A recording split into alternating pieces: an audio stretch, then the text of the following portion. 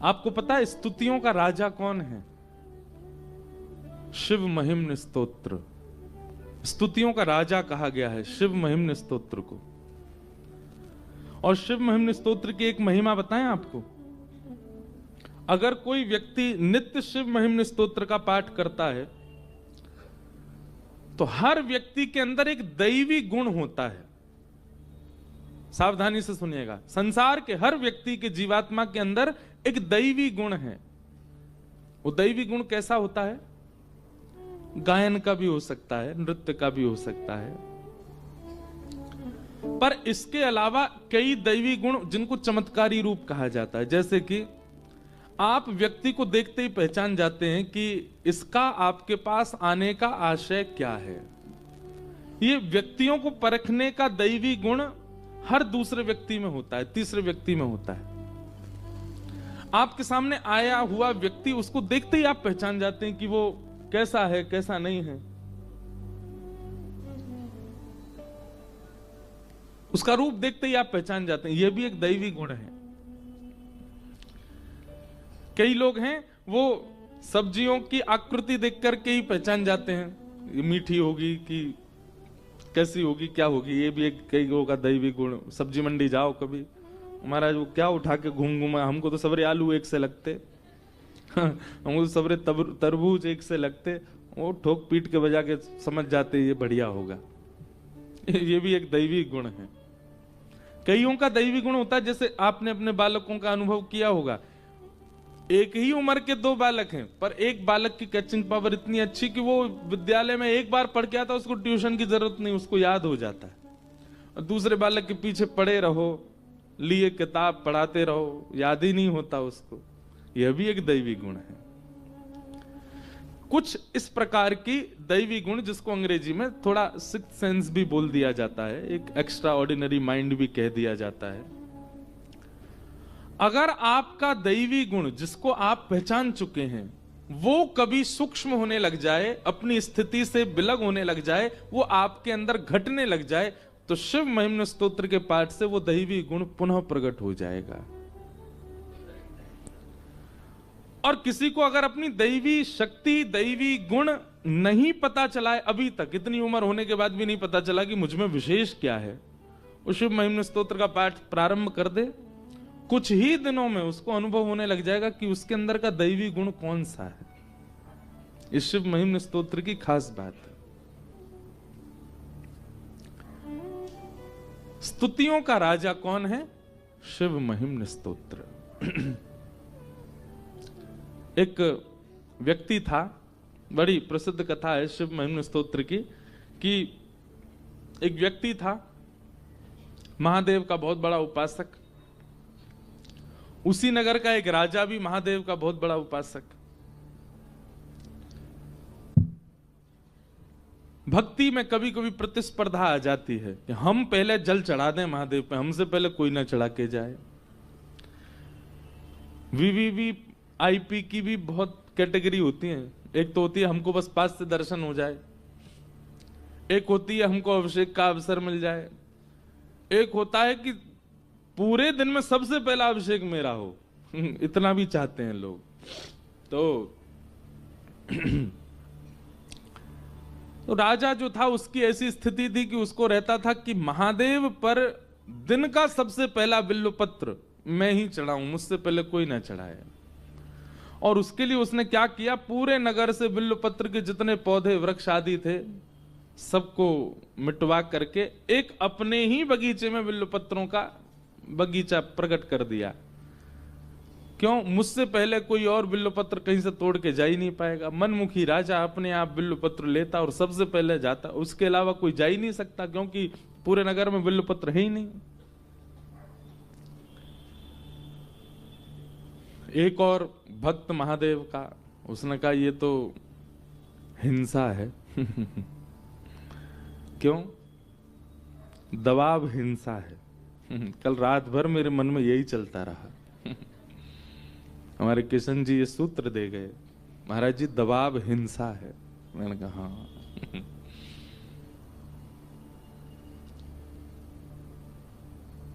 तो महादेव के उस भक्त ने सोचा कि ये तो गलत कर रहे हैं, इन्होंने सारे बिल्वपत्र अपने आंगन में लगा लिए हैं और कोई और जा ही नहीं सकता, ऐसे थोड़ी होता है।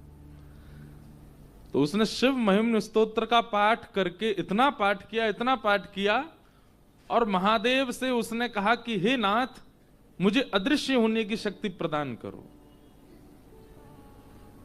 और महिम्न स्तोत्र के पाठ से उसको यह प्राप्त हो गया, अदृश्य होने लगा। अब आप प्राप्त करोगे तो मिस्टर इंडिया नहीं बन पाओगे।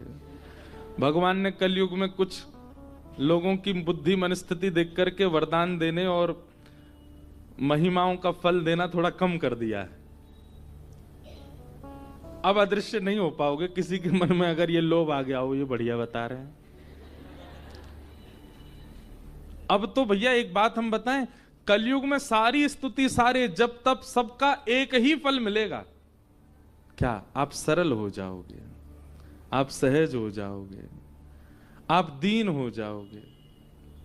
और क्षमा कीजिए, आप सारे चमत्कारों से युक्त हो गए लेकिन सहज नहीं हुए, सरल नहीं हुए, दीन नहीं हुए, तो आपने अपने अनुष्ठान में कहीं कमी छोड़ी है। हरि जी मोहे संत हृदय कर दीजो, हरि जी मोहे संत हृदय कर। आज तक किसी ने महादेव से ये मांगा नहीं होगा कि हे नाथ, मेरे हृदय को संत बना दो, मेरे हृदय को सहज बना दो। पड़ोसियों को देख के ईर्ष्या करता है ये, दूसरे के धन को देख के लोभ करता है ये, पर स्त्री पर पुरुषों के प्रति काम प्रकट करता है ये। हे विश्वनाथ, मेरे हृदय को सरल बना दो। कभी कोई मांगता है? कोई नहीं मांगता। तो शिव महिम्न स्तोत्र का पाठ करके उस महादेव के उपासक ने अदृश्य होने की विद्या सीख ली। अब वो क्या करता? रूप धारण करके सैनिकों के सामने चलता फिरता जाता और राजा के बगीचे से जाकर के एक एक बिल्वपत्र उखाड़ने लगता। सैनिक जैसी तलवार लेके उसके पीछे भागते और जैसी मारने के लिए जाते सो अदृश्य हो जाता और सारे बिल्वपत्र तोड़ करके राजा से पहले महादेव पर अर्पित कर देता। तो कथा तो पूरी सुनो पहले। तो उसका रोज का ये नियम बन गया। अब राजा इतना क्रोध में भर गया, बोले कि ये मेरे से पहले आता, मेरे आंगन के बिल्वपत्र ले जाकर के और महादेव पर चढ़ा देता है। तब उसने जाकर के, राजा ने जाकर के अपने गुरु को ये बात बताई। बोले कि मुझे बताइए मैं कैसे उसको रोकूं, कैसे उसको पकड़ूं। उसकी ये विद्या मेरे लिए घातक बन रही है, वो पकड़ में ही नहीं आता, तलवार का प्रहार होने से पहले अदृश्य हो जाता है। तो गुरुजी ने कहा, देखो ये दैवी शक्ति है और शिव महिम्न स्तोत्र से उसने उसको जागृत कर लिया है। अगर किसी व्यक्ति की योग्यता, ये भी बहुत ध्यान से सुनने वाली बात है, किसी व्यक्ति की योग्यता, किसी व्यक्ति के स्वभाव, किसी व्यक्ति के गुण, किसी व्यक्ति की बुद्धि, किसी व्यक्ति के दैवी गुणों को यदि नष्ट करना हो तो उसको निर्माल्य के ऊपर चढ़ा दो। महादेव पर अर्पित किया गया बिल्वपत्र, महादेव पर अर्पित किया गया माला, या फिर किसी भी दैव स्थान में ठाकुर जी को अर्पित किया गया कोई भी वस्त्र है, पुष्प है, तुलसी है, कुछ भी है, अगर उस पर किसी का पैर रख दिया जाता है, उसका यह अपराध होता है कि व्यक्ति के भीतर जो फिर दैवी शक्ति होती है वो शून्य हो जाती है, वो नष्ट हो जाती है। व्यक्ति के अंदर जो विवेक बुद्धि होती है वो विवेक बुद्धि कहीं ना कहीं शांत हो जाती है। मंदिर प्रीमिसेस के अंदर अगर आप पैर रखते हैं तो कोई दोष नहीं, पर मंदिर से बाहर अगर आपका पैर पड़ जाए तो भैया इंद्र अपनी गद्दी से जब गिर सकता है निर्माल्य पर पैर रखने से, हम तो मानव हैं। इसलिए मंदिर में तो सावधानी रखो। मंदिर के पुजारी जी आपको बिल्वपत्र दें। अभी अभी देखो आज क्या आया, बाबा का सेहरा आया हमारे लिए विश्वनाथ भगवान को पुजारी जी लेकर के आए। आज वर्ष के प्रारंभ में ही सेहरा पहना दिया है जय हो हमारे पंडित जी बड़े प्रसन्न हो रहे थे सारे तो ये निर्माल्य है, ठाकुर जी को अर्पित है। तो मंदिर के अंदर अगर चरण आपकी गलती से पड़ जाएं तो कोई दोष नहीं, पर मंदिर के बाहर तो इन ऐसे जो भी मंदिर से प्राप्त होने वाली वस्तु उनको बड़ी सावधानी से घर लेकर के आया कीजिए। और संभवतः घर में कहीं बगीचा हो, कहीं सुंदर गार्डन जैसा हो, उसमें एक स्थान निर्माल्य के लिए ही रखिए, धागे सारे निकाल लीजिए और पुष्प आदियों को वहीं व्यवस्थित कर दीजिए। गंगा जी में भी अगर आप पधराते हैं तो वैसे तो गंगा जी में ना पधराएं, इनका उपयोग हो जाएगा अगर इनको भूमिगत ही कर दिया जाए। धागे निकाल लीजिए और उनको भूमिगत कर दीजिए। बहुत सावधानी रखा कीजिए निर्माल्य के प्रति।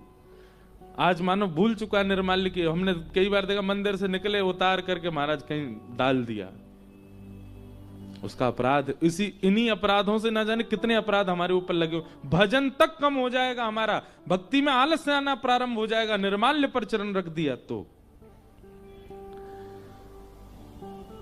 तो गुरु जी ने उपाय बता दिया, बोले निर्माल्य पर उसका पैर अगर पड़ गया तो उसकी अदृश्य होने वाली शक्ति खत्म हो जाएगी। राजा ने यही किया, शंकर जी पे खूब सारे बिल्व पत्र चढ़ाए, अभिषेक आदि करके सारे बिल्व पत्र ले जाकर के सारे बगीचे में फैला दिए। बोले अब आए सुबह। दूसरे दिन जैसे ही वो भक्त आया, वो तो अदब से आता था सबके आगे, जैसे सैनिक उसको मारने जाते सो अदृश्य हो जाता। जैसे ही उसने प्रवेश किया, प्रवेश करते ही निर्माल्य पर पैर रख दिया। अब उसको नहीं पता है कि उसके अदृश्य होने की शक्ति जा चुकी है।